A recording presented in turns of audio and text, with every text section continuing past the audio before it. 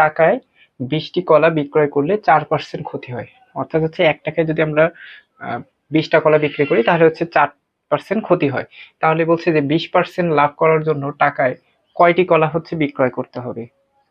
কিভাবে খুব সহজে করতে পারি, তাহলে আমরা যেহেতু এখানে বলছে যে 4% ক্ষতিতে, তাহলে আমাদের এখানে 4% ক্ষতিতে টাকায় হচ্ছে বিক্রয় করছে, তার মানে এখানে আমাদের বিক্রয় মূল্য দেওয়া আছে, আমাদের ক্রয় মূল্যটা বের করতে হবে। তাহলে এখান থেকে আমরা যদি লিখি যে টাকায় বিক্রি করে একটা কলার দাম কত, আমরা সেটা বের করে নিই। তাহলে একটা কলার দাম কিভাবে বের করতে পারি, যে 20টির দাম কত টাকা, 1 টাকা। তাহলে এখান থেকে আমাদের যদি একটার দাম বের করতে চাই তাহলে কি 1/20 টাকা, এটা আমরা একটা কলার দাম পেয়ে গেলাম। তো এখানে বলছে 4% ক্ষতি, 4% ক্ষতি মানে হচ্ছে কত, 96 টাকা। বিক্রয় মূল্য কত, 96 টাকা। তাহলে আমাদের ক্রয় মূল্য বের করি, তাহলে হচ্ছে বিক্রয় যদি আমাদের কত হয়, বিক্রয় হচ্ছে কত 96 টাকা হলে ক্রয় কত টাকা, ক্রয় হচ্ছে আমাদের 100 টাকা। তাহলে আমাদের বিক্রয় যদি 1 টাকা হয় তাহলে ক্রয় কত টাকা হবে, 100/96। এখন আমাদের বিক্রয় যদি 1 বাই কত টাকা, 20 টাকা, অর্থাৎ হচ্ছে একটা কলার দাম কত টাকা হয়, তাহলে সেখান থেকে আমরা যদি ক্যালকুলেশন করি 101/20, এটা আমরা রেখে দিলাম। এটা হচ্ছে আমাদের একটা কলার হচ্ছে কি ক্রয় মূল্য পেয়ে গেছি। এটা এত টাকা আমরা পেয়ে গেছি কি একটা কলার ক্রয় মূল্য।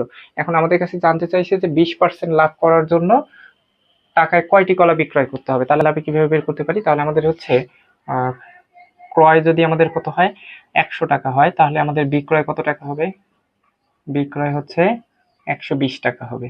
যেহেতু 20% লাভে, তাহলে আমাদের ক্রয় মূল্য যদি 1 টাকা হয় তাহলে কত হবে, 120/100।